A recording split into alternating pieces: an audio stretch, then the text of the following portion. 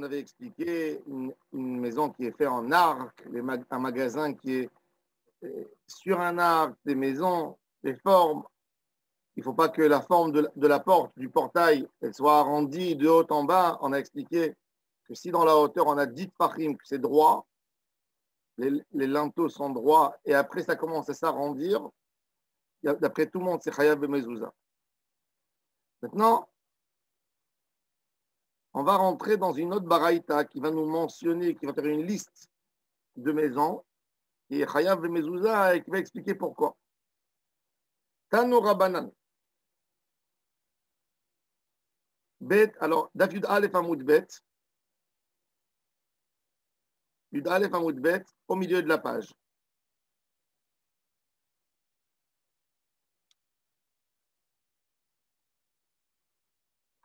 Vous voyez, Tano Rabanan, un peu plus bas que le milieu de la page, c'est 1, 2, 3. C'est 7 lignes avant les lignes larges. Tano Rabanan, Bet Knesset, la synagogue, Bet Isha, une maison d'une femme. On va voir tout de suite pourquoi. Bet Shutafin, la maison des associés, on s'associe. C'est-à-dire, il y a un étudiant, par exemple, il s'associe dans un appartement avec d'autres. Des fois, ça peut être des non-juifs. Chacun, il dorme quelques dans une chambre, c'est pas sa maison. Chayav Mezouza. La Gemara, elle dit tout ça, c'est pas chout. Tout ça, c'est pshita que c'est Chayav. Quel est le chidouche de la baraïta? Alors, il te dit, Maoud était, moi, j'aurais pu penser. Pourquoi j'aurais pu penser que c'est pas trop? Il est écrit dans le texte. Betecha. Betecha, on parle ici, d'abord, des hommes et pas des femmes, des mâles et pas des femelles. Betecha velo beta. Betecha, ta maison, velo batem, ni maison d'associés, ni une synagogue. Kamash malan, qu'on ne fait pas cette dracha, et tout le monde est chayav. La Gemara, elle dit, peut-être, et pourquoi tu dis non? Avec quel argument tu rejettes? Peut-être l'étude, elle est bonne. Peut-être betecha velo beta, un homme et pas une femme. Un homme, un individu, et pas des associés, pas une synagogue. Pourquoi tu me repousses ça sans argumenter pourquoi? Peut-être oui, c'est valable. Alors la Gemara, elle donne une logique. Elle dit dans la Torah, à la fin de Parashat Mezouza, qu'est-ce qui est écrit? Grâce à cela, tu auras une longue vie, une bonne vie. Alors la Gemara, elle dit, un homme a besoin de vivre, une femme n'a pas besoin de vivre.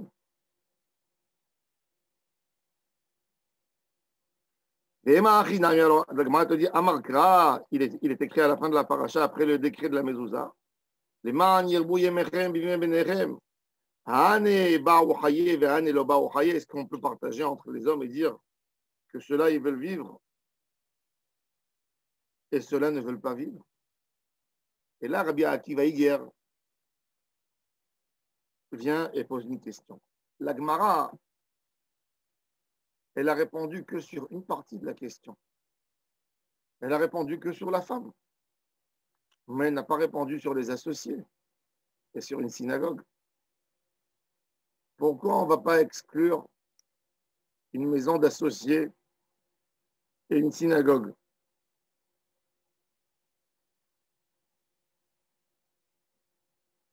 Alors,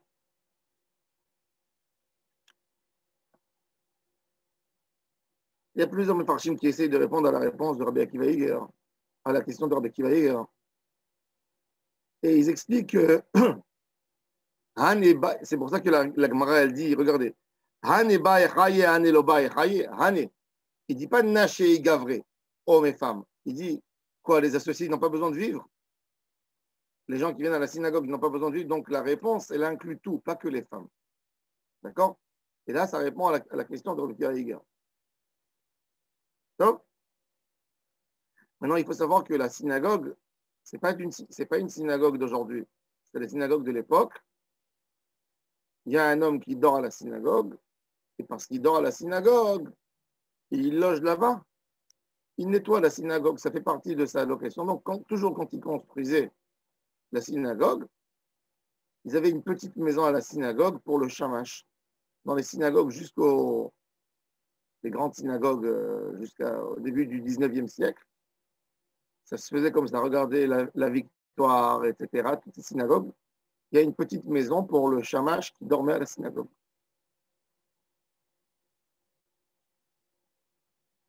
La Gemara maintenant, puisqu'on a parlé de Mezouza, on va aborder encore un sujet. Vous savez que il y a des halakhot par rapport aux lèpres, aux taches de lèpre, aux taches qu'il y a dans la maison. Un homme en plein été, tout d'un coup, son plafond, il lui fait sentir une grosse tache moche. On ne peut pas dire que c'est des dégâts d'eau. Tu montes en haut, au-dessus, tu vois que le goudron, il est bien étalé, il n'y a pas de trou, il n'y a rien. Ça veut dire, c'est un signe d'Akadosh Baruch Hu. Ici, dans cette maison, il y a des choses à réparer. On parle du Lachon Hara ici. Alors le Cohen, il venait. Il analysait la tâche. C'était exactement comme une tache de lèpre. Et sur un homme, Maseret Negaim, elle parle de tout ça. Alors il est écrit Bet Knesset, ou Bet Shutim, ou Bet Isha, Metam in Bengaim. Même la synagogue. Après, il y avait des étapes où il fallait détruire des fois la maison. Quand la maison, elle était vraiment, ça n'allait pas, les tâches, il fallait détruire.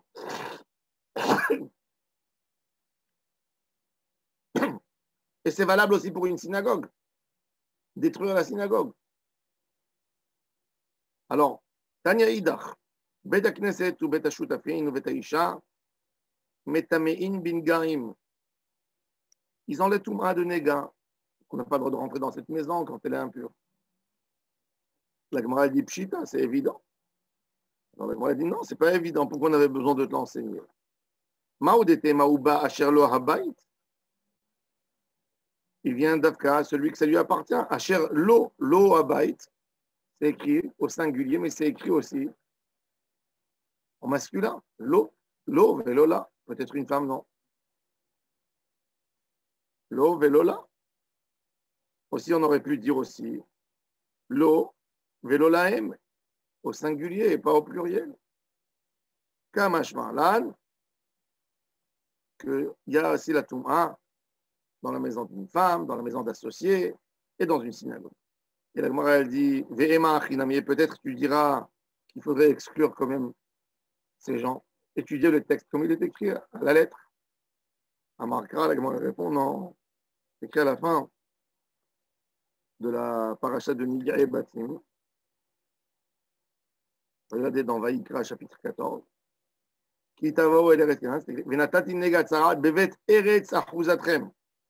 Regardez dans le Torah, la dernière lettre. Le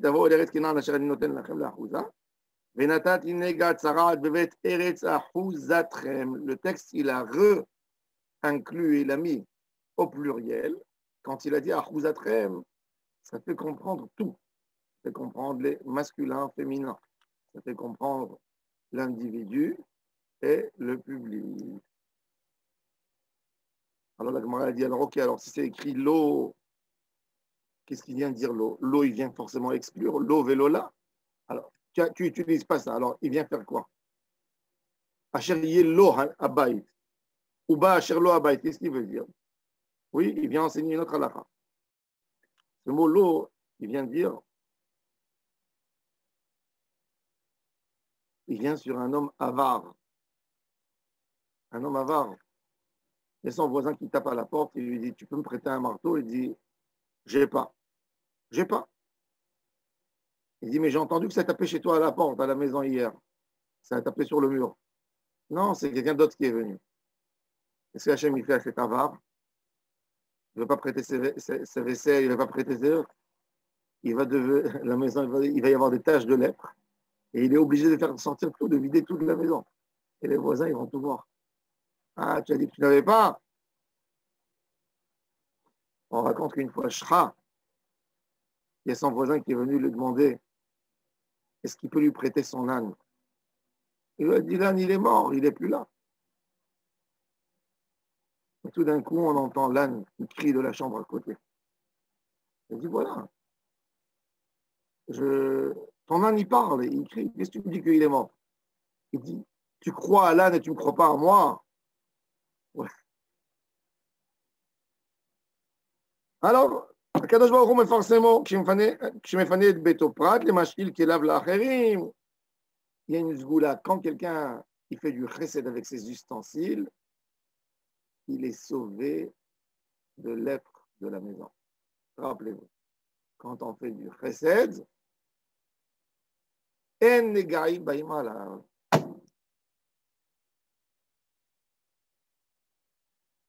Celui qui a du psoriasis, il fait une ségoula, un gmar qui prête des ustensiles aux gens. Et il n'aura pas, il sera épargné, il sera guéri. C'est écrit Mefourash. Prat le mashil kelav la acherim, celui qui prête à des gens des ustensiles, en negaim baimalav. C'est un gmilut chesed. Donc, Kelim, il prête ce que les gens ont besoin, en negaim baimalav. Celui qui croit bipchitout dans les paroles de la Gemara Kdosha, ben, il sera épargné. La Gemara maintenant, elle continue. Elle dit, B'Seider, une synagogue. Mais Knesset, il devient tamé. D'après notre braïta, oui. Mais on a trouvé une autre braïta qui est en désaccord avec notre braïta. Il y a une autre braïta, une seconde braïta qui dit qu'une synagogue ne reçoit pas de touma. Il n'y a pas de touma de negaim. Ou Bet Knesset, mi metame ben gaim, ve'atanya. יכול, יהיה עם ברייתא כי נודzi, יכול, יהיו בתי כנסיות ובתי מדרשות תמיד בן גאים, תלמוד לומר, ובא אשר לו הבית, מי שמיוחד לו, יצאו אלו שאין מיוחדים לו. Il faut que la maison, elle appartient à quelqu'un pour qu'il vienne chez le Cohen. Qui c'est qui appelle le Cohen pour venir voir la synagogue? La synagogue, elle n'appartient pas à personne. Uba Asher Lo Abayit, qui est le propriétaire de la synagogue? Une synagogue, normalement, même quand il y avait un privé qui construisait une synagogue, il lui disait le Bédine de la ville, ils étaient intelligents. Ils n'aimaient pas les synagogues privées, vous savez. Il y avait des fois, dans certaines villes, quand les Français sont arrivés, mais pas avant. Je peux vous montrer ça dans les anciens livres de Takanot. Il y a des gens qui montaient des synagogues privées dans leur maison. Comme maintenant, dans le Corona, vous voyez, il y a des gens qui montent une synagogue chez eux à la maison. Après, ça devient une habitude. Mais le gars qui est à la synagogue, il est des fois ivre de force. Il y a quelqu'un qui dit un mot qui ne lui plaît pas, et il dit, la porte est derrière toi. Sors. C'est ma synagogue, c'est privé. Ça existait, des choses comme ça. À l'époque, à Fès, j'ai vu les takanot de Fès, si quelqu'un il veut monter une synagogue, il est obligé, écoutez bien, obligé d'aller devant le Bédine et de confirmer devant le Bédine et devant 3 personnes. Il y a en écrit, il a monté la synagogue, mais il dit, la synagogue n'est plus à moi, elle appartient au public. Je n'ai rien dans la synagogue. Pour éviter des problèmes, on va dire, c'est ma synagogue, sors d'ici toi, ne monte pas Khazan. Non. Tu veux que ce soit ta synagogue? Tu veux que tu as fait ta mitzvah? Tu veux qu'on autorise les gens à venir dans cette synagogue? Tu veux qu'on te permette à réunir des gens et à faire la prière? Il n'y a pas de synagogue privée. Tu donnes la synagogue au public. Il donnait la synagogue. Alors la Gemara, elle dit justement, pour cette même raison, et ça c'était une takana ancienne, déjà depuis l'époque du Talmud, pour ne pas que les gens fassent des trucs à eux. Alors la Gemara, elle dit, une synagogue, il n'y a personne qui est propriétaire. Même un gabaï d'une synagogue, il n'est pas propriétaire. Un gabaï, il est administrateur, mais il n'est pas propriétaire. Et il faut le savoir. Un président de communauté, ce n'est pas le propriétaire de la communauté. Le gabaï de la communauté, ce n'est pas le propriétaire. Il est là pour garder l'ordre, il est là pour mettre les choses en place. Il a son kavod, il a son respect, pas de problème. Mais il faut qu'il connaisse sa place. Il n'est pas propriétaire. Il n'y a rien du public qui nous appartient. Rien, rien, rien, rien, rien, rien, rien. Alors la Gemara, elle dit, la kashia, Arabi Meir, Arabanan, des Tanya. Il y a un débat sur quelque chose d'autre. Pourquoi il peut y avoir, oui, il peut y avoir des taches de lèpre dans une synagogue? C'est par rapport au débat dans la maison, il y a dans la synagogue, il y a une petite maison pour le chazan de la synagogue. Une maison de fonction, un appartement de fonction. Il y a un appartement de fonction dans la synagogue, le rabbin, le chazan, le shamash, il habite là-bas. Alors, débat entre Rabbi Meir et Chachamim, est-ce qu'il faut lui mettre de la mezouza? Ah, Rabbi Meir vient à Rabbanan Détagne, Bet Knesset, Sheyesh Babet Dira le Chazan Knesset, il y a là-bas un appartement de fonction, Chayav ve mezouza, il est Chayav. D'après tout le monde, pourquoi? Parce qu'il y a des gens qui dorment là-bas. Mais une synagogue, chez En Babet Dira, qu'il n'y a pas d'appartement là-bas, il n'y a pas d'appartement de fonction. Et Rabbi Meir Mechayev, Chachamim Potrin, Rabbi Meir, il dit, c'est Chayav. Parce que lui, il dit, il n'apprend pas du texte Betecha. Et Chachamim, ils disent pas tout, parce que Betecha n'est pas Betrem, pas une synagogue. Une synagogue, c'est pas Betecha, c'est pas la maison d'un individu. Bon. Même si la maison, même pour rentrer dans la maison, il ne passe pas par la synagogue, généralement, on rajoute une petite maison à la synagogue. À l'époque, la synagogue, la maison fonction était dans la synagogue. Quand tu rentrais dans le hall, il y avait une petite truc, donc c'était dans le même bâtisse. Si c'est dans le même bâtisse, d'après tout le monde, c'est Chayav. Mais si tu veux répondre une autre réponse à cette contradiction de deux braïtot, tu peux dire Ah, et un Rabbanan, les deux c'est Chachamim. Tu n'as pas besoin de dire un Rabbi Meir et un Chachamim. Alors comment ça se fait qu'elles peuvent se contredire? Il y a une qui dit qu'il y a de la lèpre et une autre qui dit qu'il n'y a pas. Vela Kashia, des Itbe Beddira, Vea des Letbe Beddira. La synagogue, il y a une tache de lèpre qui est tamée, c'est quand il y a un appartement de fonction. Et la synagogue, même s'il y a des taches de lèpre, elle ne devient pas impure. C'est une synagogue qui n'a pas d'appartement de fonction là-dedans. C'est-à-dire que c'est l'appartement de fonction qui va influencer la synagogue. Est-ce qu'il va y avoir une touma de Negaïm ou il n'y a pas de touma de Negaïm? Est-ce que ça s'appelle Betra ou pas Betra? Mechina, une question, peut-être que j'ai loupé, mais je ne sais pas, parce qu'on débat sur la mezouza, sur la mettre, pas la mettre, mais quel est le sens de la mezouza, profondément? Pourquoi on devrait la mettre plus dans une maison que dans une synagogue? Alors, j'ai compris pour l'histoire de la touma avec la femme et compagnie, parce qu'il y a un certain parchemin. Parce que la Torah, elle a dit Al mezuzot betecha ou bisharecha. L'ordre d'Hachem, c'était de mettre la mezouza dans toutes les portes où tu habites. Et hier, j'ai amené le Rambam. Le Rambam, il dit que l'endroit où que l'homme se sent sûr, l'abri, le meilleur endroit où qu'un homme se sent bien, c'est sa maison. On est bien d'accord. Alors, dans ta maison, te dire que ce qui me donne, en fait, celui qui me donne ce chesed d'avoir une maison, d'avoir un toit, d'avoir une protection, c'est Akadosh Baruch Hu. Donc, se rappeler, même dans cet endroit de force, que l'homme, il se sent bien, il se sent fort, chez lui, d'avoir... D'accord, ok. Alors que dans le Beth Knesset, finalement, on est dans la maison de Dieu directement. Je ne me sens pas fort dans le Beth Knesset. C'est pour ça que s'il y a un appartement de fonction, il y a quelqu'un qui habite là-bas, d'une raison ou d'une autre, il faut mettre aussi là-bas. Même à la synagogue, parce que la synagogue, elle devient une porte, un accès pour arriver chez lui, chez ce monsieur. D'accord, ok. Veiba et Tema. Troisième réponse, pour montrer qu'il n'y a pas de contradiction dans la baraïta. Avea delet dira.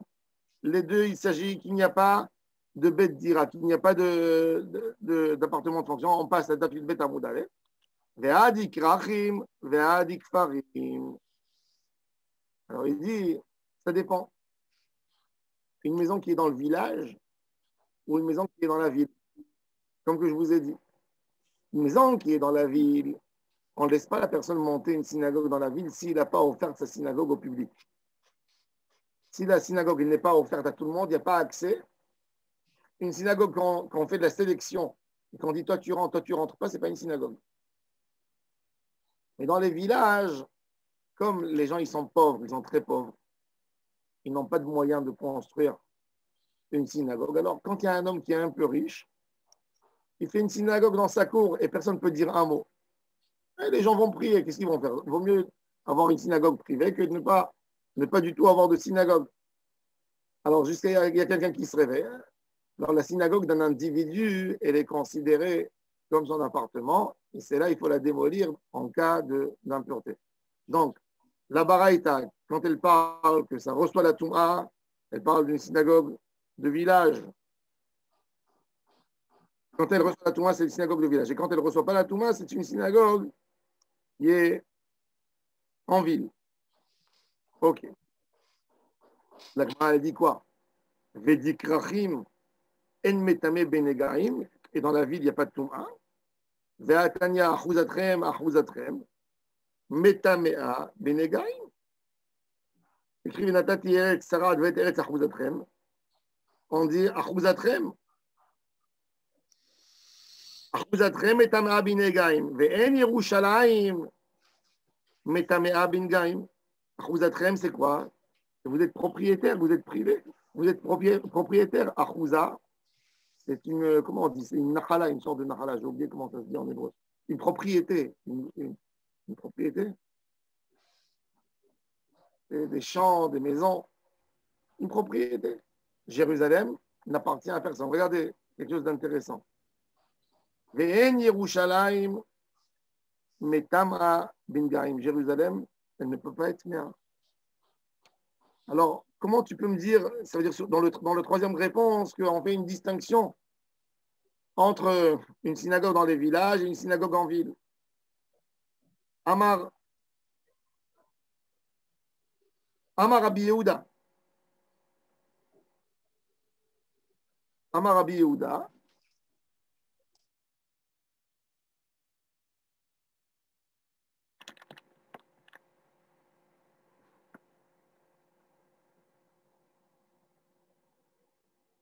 Amar Rabbi Yehuda, ani lo shamati ela mekom mikdash bilvad. Il dit le seul endroit que vraiment il n'appartient à personne et il appartient à toute la nation, c'est le monde du temple. Maintenant, vous comprenez pourquoi la Torah elle a tellement insisté que pour le Machatit à Shekel, tout le monde donne de la même manière. Mon cher Rabbeinu, même pour les Adanim du Mishkan, les fondations du Mishkan, il a demandé que ça se fasse uniquement de Machatit à Shekel. Ils ont fait 3 Machatit à Shekel. Une fois pour compter les Bnei Israël, une fois pour les Korbanot, et une fois pour les fondations du Mishkan, les Adanim. Pourquoi mon cher Rabbeinu, il a fait tout ça? On n'est pas que demain, il y a un monsieur qui dit c'est moi qui ai offert, vous voyez la menorah au Beth Amikdash, c'est à moi, c'est moi.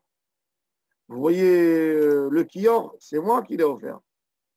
Comme dans les synagogues des anciens. Tu vois le lustre qu'il y a ici, c'est moi qui l'ai fait pour ma mère, c'est moi qui l'ai fait pour mon père. Prends ton lustre et va-t'en avec ton lustre. Oui.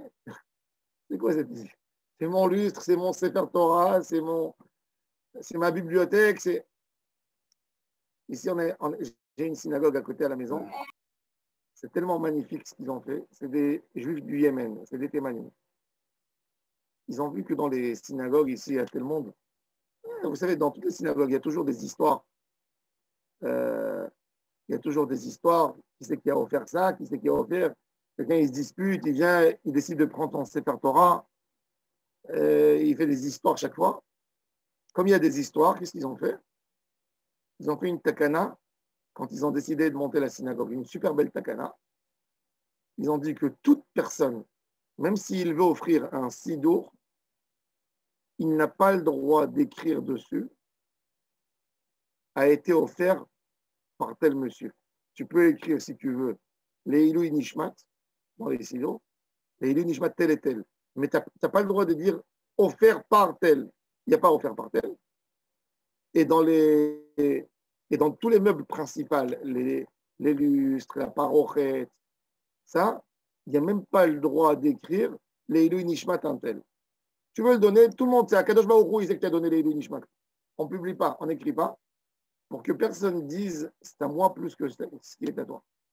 Par contre, à l'entrée, il y a comme un petit arbre comme ça, et c'est écrit voici les gens qui ont donné pour la synagogue, et il écrit les noms avec les familles, pas de problème. Mais dans la synagogue, il n'y a rien que quelqu'un il peut mettre la main et dire ça c'est à moi. Non. Ton argent, il est venu dans la caisse, la synagogue, toi tu as donné, l'autre il a donné, chacun il a donné. Il n'y a personne qui a plus que l'autre. Et c'est magnifique parce qu'il y a une anava spéciale dans cette synagogue. Je vais là-bas prier tout le temps Yom Chol. C'est tellement simple, c'est magnifique. Il n'y a pas mieux que la simplicité. Des fois, des gens, tu te sens mal à l'aise, tu viens dans une synagogue et tu vois un néant, il existe déjà 30 ans là-bas. Tu veux l'enlever, il est moche. Et il y a le fils qui te dit, tu ne touches pas le néant de ma mère. Ah, va lui expliquer. Tu ne touches pas le... Vous allez dans les synagogues sfarades, vous trouvez des plaques en marbre, de partout. Celui-là, il a eu son père qui est décédé, il a mis une plaque. L'autre, il a mis une plaque pour sa soeur, pour sa mère. Et tout ça, c'est quoi ça? C'est moche, c'est pas beau. Pourquoi on a besoin de tous ces noms? Aujourd'hui, c'est digital. On peut mettre un ordinateur avec tous les noms des gens qui changent. S'ils veulent, ils sont mentionnés. Ouais, mais qui c'est qui a besoin de tout ça? Au Beth Amikdash, il y avait un nom, Leilou Nishmat, tel. Tu veux faire ton chesed, tu crois qu'à Kadosh Baruch Hu, si tu as donné l'argent pour acheter les sidons, Leilou Nishmat, tu n'as même pas besoin de l'écrire. À Kadosh Baruch Hu, il connaît tout, il sait que tu as acheté Leilou Nishmat. Et chaque prière passera, reposera en paix la mémoire d'un tel. Tout ça, c'est du choufouni. Mais bon, les habitudes, qu'est-ce que vous voulez faire? En Alsace, ils avaient un minag très intéressant. En Alsace, j'ouvre une parenthèse et je la ferme après, ils avaient un minag. Quand une femme elle devait accoucher, avant l'accouchement, elle préparait un tissu. Elle achetait un beau tissu en soie, ou de la belle laine, ou bon coton de qualité. Elle cousait quelque chose de très, très long.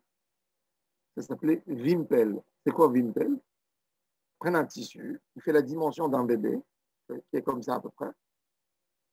Il est long, il fait 10 mètres, 15 mètres. Et quand le bébé il sort du ventre de sa maman, on prend ce tissu et on tourne autour du bébé pour qu'il est chaud. Le bébé, quand il sort du ventre de sa mère, il sort d'un endroit chaud, réservé. Donc, il faut tout de suite le couvrir pour qu'il ressente qu'il est bien. S'il n'a pas senti ça, il n'est pas bien après. Et on lui met ça. Après, on a enlevé, on lui a changé, on lui a mis ses habits. On prend ce tissu, on le lave bien. Et la maman, elle brode, les grands-parents, les oncles, ils brodent sur le tissu le nom du bébé qui est né, ils font des dessins. Et il amène à la synagogue, et il donne au gabaï, et le gabaï il tourne avec le Sefer Torah, et il dit que ça portera bonheur pour l'enfant. Les Wimpel. Ils ont trouvé par exemple le Wimpel de Léon Blum. Léon Blum, mais d'Alsace. Ils ont trouvé son Wimpel, il a été vendu, je ne sais pas moi, à combien de milliers d'euros. Et ils ont des dessins extraordinaires en Alsace. Ça fait 8, 9 mètres ce truc, des fois un peu plus court. Il tournait avec le Sefer Torah, il faisait des beaux dessins dessus, etc. Alors, si je peux me permettre d'intervenir, ayant vécu pendant 36 ans en Alsace, Ouais. Effectivement, vous avez raison, mais en fait, ils prennent du tissu effectivement sur lequel on pose le bébé pour la Brit Mila. Ils entourent le coussin, ils entourent ce tissu-là, aujourd'hui, c'est ce qu'ils font. Ils entourent ce tissu-là, le coussin sur lequel on porte le bébé. Et après, pour les 3 ans, ils appellent ça la mappa. Quand on lui coupe les cheveux, on fait des broderies, on marque des choses. J'avais une copine qui était spécialisée dans ça. Ils appellent ça la mappa. Et après, ils vont utiliser ce tissu-là sur lequel ils vont noter des choses sur l'enfant, qui vont le fêter chez les Mazal Tov, etc.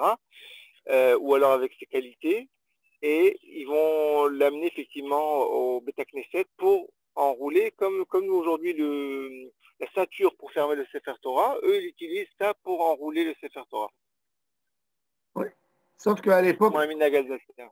le minhag d'Alsace, c'était pas pour le moment de la Brit Mila, c'était le tissu quand on recevait le bébé, le moment où il sort du ventre de sa mère. Ouais, alors je dis ça a peut-être changé, ça a peut-être été modifié. Hein. Ouais, ça a dû être modifié parce que bon, aujourd'hui, ils ne laissent plus mettre des tissus de dehors, il faut que ça soit. J'avais jamais entendu ce mot. Ouais. Okay. Ça s'appelle Wimpel, le Wimpel. Ouais. À l'époque aussi, tout le lien du. Ouais. Tout le lien du Golel du Sefer Torah, le Golel, c'était un Inyan parce que il fallait prendre. C'est pas comme aujourd'hui, tu prends un stretch et tu bloques le Sefer Torah. À l'époque, c'était un tissu, il fallait le tourner, il fallait le faire à 2 personnes au début. C'est-à-dire, il y a un, il attrape, on prend le Sefer Torah, on pose, on ouvre un peu comme ça le Sefer, on pose le Wimpel à l'intérieur, on roule le Sefer dessus et on commence à tourner le tissu, on le tourne comme un gartel et après on l'enfonce. Et le Sefer Torah, il a été tourné avec le tissu des fois 8, 9, c'était un tissu bien fin, il tenait bien et il fermait comme ça le Sefer Torah pour protéger le Sefer. Bon, on revient aux synagogues. Alors il dit, donc il n'y a pas de, il y a pas, Jérusalem, ça appartient à tout le monde. Les synagogues, les lieux kadosh, ils appartiennent à tout le monde. Un lieu kadosh, il appartient à tout le monde. Et voilà. Et Jérusalem aussi, Metama, Jérusalem, Ena Metamea. אני באמצע שיעור, אני חוזר אליכם, אני באמצע שיעור.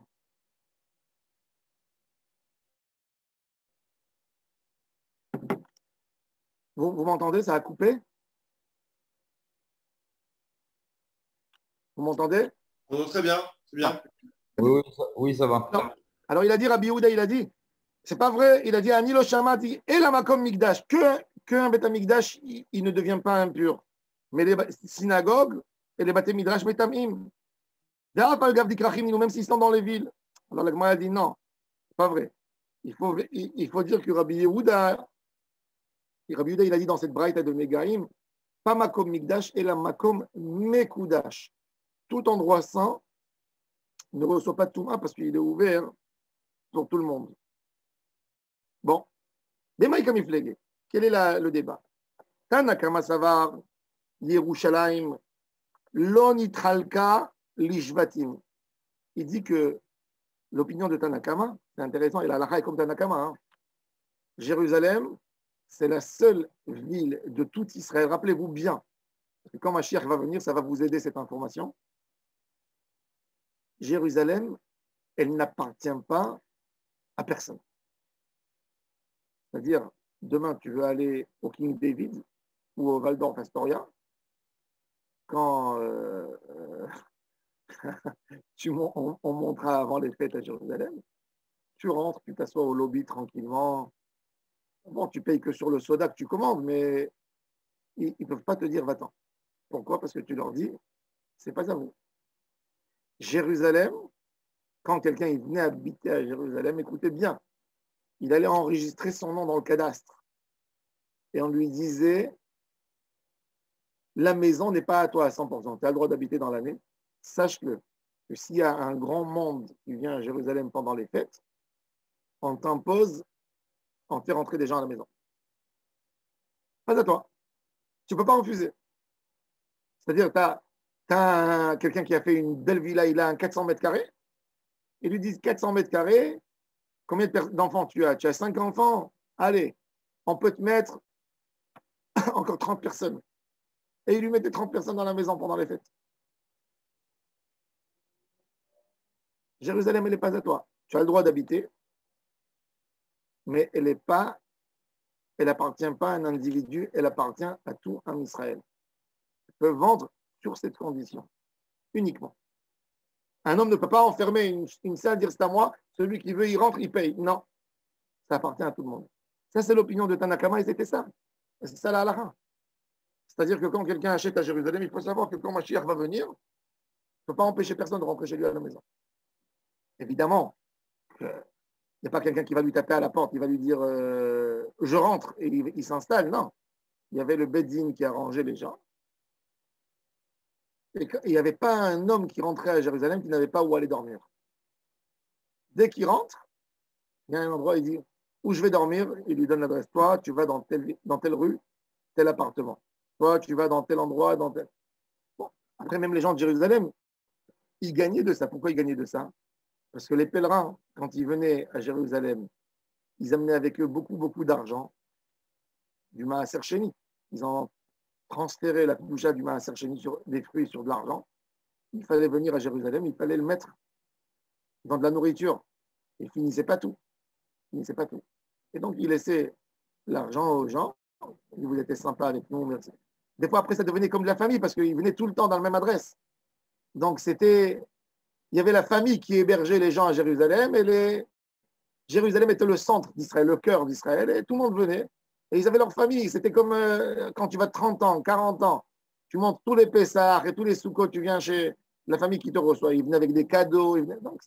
Mais en tous les cas, l'idée, c'est que personne ne peut bloquer les portes de sa maison et dire c'est ma maison privée, je ne veux personne chez moi. Non, il n'y a pas. Pourquoi? Parce que Jérusalem, quand Eretz Israël a été partagé aux tribus par Moshe Rabbeinu alav shalom, Jérusalem n'a pas été pris en considération. Ça veut dire qu'à l'époque des fêtes par Pessah, la majorité d'Israël était vide. Oui. Tout Israël était vide, à part Jérusalem. Oui, il y avait quelques petites familles qui restaient, des gens qui avaient par exemple un père vieux ou des trucs comme ça, quelqu'un qui était malade, ils restaient. Ils gardaient évidemment, dans chaque ville, ils s'organisaient à garder la ville pour ne pas qu'il y ait des vols, etc. Et ils montaient tous à Jérusalem. Ils donnaient leur troupeau à quelqu'un qui garde, ils faisaient, tu vois, ils se faisaient un arrangement. Mais les villes étaient vides. Tu vois bien que la Gemara, elle raconte qu'à l'époque de Agrippa, il y a eu 12 millions de pèlerins pour Pessah à Jérusalem. 12 millions de pèlerins, tu t'imagines? 12 millions de pèlerins. Une ville qui peut accueillir 12 millions de pèlerins pendant 7 jours. Juste, ce n'est pas au même niveau, mais je voudrais quand même préciser qu'à Tel HaShomer, aux urgences, une demi-heure avant Shabbat, il y a un homme qui arrive et qui voit les gens qui sont arrivés en urgence. Et là, il voit que ce sont des gens d'Ati. Ils ne connaissent pas, ils ne les connaîtront jamais. Ah, vous êtes coincé, vous avez amené votre père, vous avez votre mère, il vous donne une adresse sur un papier, il dit vous allez là, tel étage, tout vous attend. Et c'est vrai, je l'ai fait 3-4 fois pour moi, et effectivement, je me suis retrouvé coincé. Vendredi, la Chassidoute de Gour a organisé ça, c'est merveilleux. Magnifique. Oui.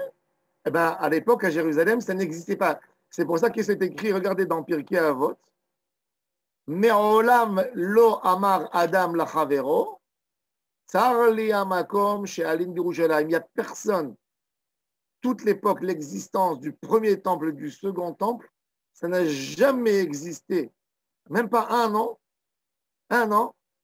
qu'un homme a dit je n'ai pas où dormir la nuit à Jérusalem. Je n'ai pas trouvé un hôtel, je suis désolé, je dois sortir de la ville. On lui trouvait un appart. Il n'y a pas. Ça n'existe pas. Un pèlerin, il monte, un homme, il est venu pour dire bonjour à Hachem, il est venu pour saluer, il est venu pour prier. À la sortie du mont du temple, il y a quelqu'un qui l'attend, qui dit tu as où dormir? Tu as où manger? Allez, viens, va là-bas, va là-bas, va là-bas. Et c'était un chesed énorme. Pourquoi tout ça? Pour ne pas qu'un juif pense 2 fois avant de monter au temple. Vous comprenez? Ça, c'est l'idée derrière. Il n'y a pas un homme qui dit ah, mais ça va me coûter une thune. Ah, ça va me coûter un bras, je ne peux pas y aller. Comment je vais amener mes enfants? Akadosh Baruch Hu, il veut de toi, tu es son fils, tu rentres, tu viens. Jérusalem, c'est ta maison. C'est la ville. Et chacun se sentait une responsabilité par rapport à Jérusalem. C'est pour ça que Jérusalem est tellement rentré dans l'esprit des gens. Tous les khatan avant leur mariage, si je t'oublie Jérusalem, dans leur choupa, tous les jours, en Israël, dans la nation, c'est rentré dans nos gènes. C'est pas parce qu'on nous a appris un texte et on le répète comme des singes. Non. C'est parce que c'était chaque juif, il est propriétaire à Jérusalem. Chacun. Alors, ça, c'est l'opinion de Tanakama, et d'ailleurs, la halakha est comme lui. Mais Rabbi Yehuda Savar, pour Rabbi Yehuda, il dit non, Jérusalem a été quand même partagée aux tribus. Les dominants, c'est la tribu de Yehuda. La tribu de Yehuda. La Gemara dit, et ils ont un autre débat qui dit comme ça. Détania, ou beplukta de Anetana et Détania. Maya bechelko shel Yehuda, Arabait, ve'aleshachot, ve'azarot. Ou Maya bechelko shel Binyamin, Ulam, ve'echal, ou bet kochea kodashim. Intéressant. Si vous vous souvenez, les Binyamin Amar, Moshe Rabbeinu, quand il fait la bracha à Binyamin, on a lu ça dans Parashat Vesot HaBeracha, Yedid Adonai Ishkon Lavetach, Ofef Alav Kol Hayom, ou Ben Ketefav Shachen. Binyamin, il a eu un mérite exceptionnel avec sa Hanava.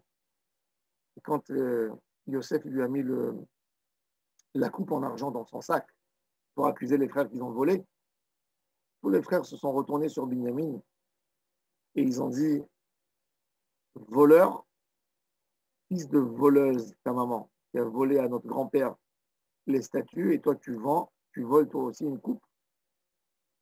Et ils ont grondé Binyamin. Et Binyamin qui a baissé sa tête et qui n'a pas dit un mot. Mon cher Rabbeinu, il a dit récompense. Quand il va y avoir Beth Amikdash, tout le monde aura besoin de toi. Alors, quand on regarde Jérusalem et Yehuda et Binyamin, ils sont toujours collés. Oui, il y a la partie, le pays de la Judée, et il y a le pays de Binyamin. Et ils sont collés. Et il y a comme une languette qui sort du territoire de Binyamin et qui rentre sur Yehuda. Et elle rentre jusqu'au mont du temple. Ça se partage dans le temple.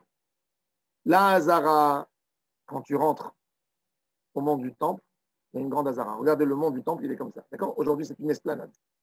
Dans cette esplanade, tout ce qui est la partie Hazara où on égorgeait les animaux, où il y avait le misbeh, l'autel où on sacrifiait les sacrifices, tout ça, c'est Yehuda. Mais du moment où tu rentres dans le Echal, où il y avait l'encensoir, où il y avait la menorah, où il y avait le Shulchan Lechem Apanim, et à l'intérieur, l'endroit où se situait l'arche, Kodesh HaKodashim, ça rentre dans cette languette de Binyamin. Donc, pour Rabbi Yehuda, il te dit, tu vois, il y a quand même, ça s'appelle Nitral Kadesh Vatim. Ça s'appelle Nitral Kadesh Vatim. Et la Gemara, elle explique, regardez, qu'est-ce qui est écrit là-bas. Détania, Maya Bechelko Shel Yehuda, Arabait, Aleshachot, Ve'azarot. ומה היה בחלקו של בנימין, אולם והיכל ובית קודשי הקודשים, ורצועה הייתה יוצאת מחלקו של יהודה ונכנסת לחלקו של בנימין, ובה היה מזבח בנוי, ובנימין הצדיק היה מצטער עליה לבולעה כל היום. בנימין, il faisait des prières tout le temps. Il voulait avoir cet endroit. Oui, et c'est pour ça que mon cher Rabbeinu l'a béni. שנאמר חופף עליו כל היום, לפיכך זכה בנימין הצדיק ונעשה, ושפיזיחן לגבורה, שנאמר ובן כתפיו שכן. Binyamin Hatzadik, il a eu ce mérite par son comportement, par son ambition de recevoir Hashem Yitbarach chez lui à la maison, d'être un Ushpizin pour la Gvura chez Nehemar, ou Ben Kitefav Shachen. Et la Gemara maintenant, elle dit, mais par contre, Tanakama, il dit Jérusalem n'a pas été partagée aux tribus. Écoutez bien maintenant, regardez des halachot qui concernent les habitations à Jérusalem. Détagne. En maskirin batim birushalayim. Les propriétaires n'ont pas le droit de louer leur appartement à Jérusalem pour les pèlerins qui montent dans les fêtes. Les filles chez Ena Shelahem, c'est pas à eux. Maintenant, ils ont compris la tête des Juifs, ils sont malins. Qu'est-ce qu'il va te dire le Juif? Ok, moi je te loue pas l'espace, te loue pas l'appartement, mais je te loue le lit quand même. Il y a le matelas, tu utilises le matelas. Paye sur le matelas. Ils savent que les gens ne vont pas s'amener avec des matelas ou avec des matelas gonflables, peut-être, je ne sais pas. Alors il dit Rabbi Elazar bar Tzadok Omer, Aflomitot, Aflomitot, même pas les matelas. Et il dit, qu'est-ce qu'on donnait quand même aux gens? Vous savez à l'époque comment on faisait un matelas? Comment on faisait un matelas? Pas la peine d'aller acheter à Ikea. Vous savez qu'est-ce que vous faites? Vous allez dans l'abattoir. Hein? Avec de la laine de mouton ou de la paille. Aïe. Exactement. Il prenait la peau de la vache, qui est lourde, qui est comme un tapis, et il l'étalait sur la paille et il faisait de ça le matelas. Et c'est pour ça que les gens, quand ils amenaient leur sacrifice, ils demandaient aux Kohanim de leur donner les peaux et ils allaient ramener les peaux aux familles où ils étaient hébergés pour qu'ils aient des sommiers, qu'ils aient des matelas. Pourquoi? Parce qu'à Jérusalem, tu n'as même pas le droit de prendre de l'argent, même pas sur le lit. Donc la seule chose qu'ils pouvaient faire les gens de Jérusalem, ils faisaient un commerce. Ils pouvaient vendre de l'eau, ils pouvaient vendre un peu, pour faire un peu d'argent, pour profiter du tourisme. Mais imaginez-vous une ville que tu n'as pas le droit de louer un appartement pendant la fête, ni un matelas, tout ce qui concerne l'homme pour aller dormir, tu n'as pas le droit de louer. Tu n'as pas le droit de faire un bénéfice là-dessus. C'est magnifique. C'est magnifique. Rien que pour vous faire comprendre comment les prix peuvent flamber. J'ai voyagé à Ouman il y a, je ne sais pas moi, 20 ans. Vous savez combien? Alors, ils m'ont proposé d'acheter un appartement. L'appartement, il coûtait $5 000 à Ouman. $5 000. Mais pour dormir Rosh Hashanah, tu payais $10 chez les Russes. Alors, j'ai dit à la personne, qu'est-ce que tu me proposes à acheter un appartement à $5 000? Il faut 500 ans pour l'amortir, pour Rosh Hashanah. Si je paye $10, qu'est-ce que je veux dire? Qu'est-ce que je vais mettre $5 000? Je paye $10, j'ai mon lit. Figurez-vous, les Juifs ont acheté. Et ça commence. Maintenant, combien ça vaut pour dormir Rosh Hashanah? $300, $400. Plus cher que si j'allais aux Champs-Élysées pour prendre un hôtel. Ramim Berouach HaKodesh, il comprenait un peu le commerce. Le Juif, il connaît. C'est pour ça que Rabbi Elazar bar Tzadok, il a dit, même pas les matelas. Sinon, tu n'achètes pas à Jérusalem l'appartement, c'est tout. Sans problème. Il savait, pour ne pas que l'esprit tordu se réveille chez les gens, il dit, ok, je lui donne la maison, mais je ne lui donne pas le matelas. Même le matelas, tu donnes. Même le lit, le sommier, tout. Pour dormir, obligé. Bon, maintenant, vous allez me dire qu'aujourd'hui, peut-être, ils vont profiter, ils vont dire, ok, je te loue, je te donne gratuit la maison, mais pas le masgan. Hein? Peut-être. Alors, ils vont faire une autre takana, que même le masgan, il est inclus, je ne sais pas moi. Oui. Bon, la fête de Sukkot, il fait bon. On n'a plus besoin de masgan, et même Pessah, il fait bon. Mais en tous les cas, regardez comment Chachamim, il faisait attention, il comprenait comment les gens peuvent profiter de la situation, et il faisait tout pour que les gens ne profitent pas. Alors, il dit, c'est pour ça, les fikar, orot, kodashim, baale ou shpizichin, notli notam bizroa. Même s'il y a, par exemple, il y a un pèlerin qui il est, comment on dit, tamar chez nous. Oui, il est profiteur. Il va là-bas, il a sacrifié son corban, il a pris la peau, il a bien plié pour la ramener chez lui, pour l'amener chez le tanneur. Le propriétaire, il lui dit, c'est pas joli, tu dois me la donner. Tu es venu, tu as dormi chez moi.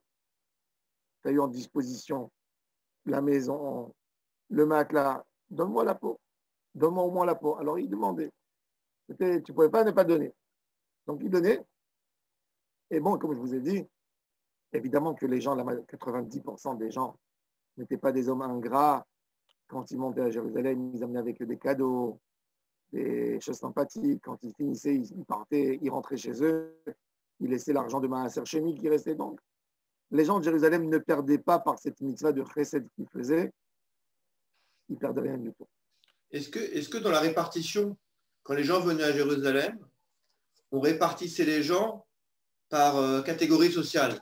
Est-ce qu'on envoyait un pauvre chez un pauvre ou le riche? Ou l'inverse? Est-ce qu'il y avait cette notion de dire, est-ce qu'un noble, une ville, je vais le mettre dans une toute petite maison pourrie? Est-ce qu'il y avait cette notion-là? Écoute, à mon avis, il n'y avait pas. Il n'y avait pas parce que s'il y avait, tu sais, les Juifs, comment ça marche? Pourquoi tu m'as mis ici? Mets-moi là-bas, mets-moi avec mon cousin. Il n'y a pas. Tu ne peux pas. Surtout pas avec les Juifs. D'accord. Donc c'était arbitraire. Tu fais une chose pareille, tu. Oui, c'est pour ça que je pose la question. Ils sont toute la journée devant le bureau, changement d'adresse. Il n'y a pas. Sur une. Ça. Bon, après que déjà, oui. Quand les gens ils se connaissaient, ça y est. Oui, c'est arrêté. Ça, ils s'arrangeaient. Alors, tant que ça ne s'est pas libéré, ça veut dire, sauf s'il y a quelque chose, alors il dit j'ai un potentiel de 30 couchages et j'ai que 18 personnes chez moi. Alors, il lui rajoutait encore. Et bon, après, chaque fois, il était plein. Même ça a arrangé le bedding pour ne pas se casser la tête tout le temps. Mais dans l'idée, à la base, tu ne peux pas dire non, je vais lui changer, je vais le mettre dans un. S'ils se sont arrangés entre eux, tant mieux. Tu comprends? Après, je suppose que les gens, ils s'arrangeaient entre eux. Quand le bedding il passait l'éveil de fête à côté de toutes les. Il refaisait lister tout le potentiel. Il disait chez moi, c'est plein, chez moi, c'est plein. Il y avait des gens qui habitaient à Jérusalem, il y avait beaucoup de personnes. Il y avait, je sais pas moi, 500 000 maisons. Donc, sur 500 000 maisons, il passait, chez toi c'est plein, chez toi c'est plein. S'il y avait quelqu'un qui s'était vide cette année, ils ne sont pas venus chez lui. Il allait au Bédine, il disait voilà, c'est vide chez moi, ils ne sont pas venus les gens qui avaient l'habitude de venir. Et on lui envoyait les gens. Et voilà, et ça c'était la bonne ambiance de la festivité à Jérusalem. Donc, en tous les cas, ce qui nous intéresse de tout ça, c'est-à-dire qu'en réalité, ça n'appartient pas à personne. La Gemara dit ça entre parenthèses, un règle on finit ça, après demain on va reprendre le sujet, la semaine prochaine. Amar Abaye, Shma mina orachara le mishbak inish gulpa ou mashka le ushkize. Il te dit, de là on apprend une chose de Derech Eretz. Écoutez bien. Vous allez chez quelqu'un, vous mangez une nourriture, des fois on peut aller chez un cousin, par exemple, n'est pas un grand religieux. D'accord? On va chez lui en vacances. Il te dit, je suis désolé, ma cuisine, vous savez, vous la connaissez. Et toi, tu viens avec ta nourriture. Tu es tzaddik, tu viens avec ta nourriture. François de là-bas. Ouais, tu viens avec ta nourriture.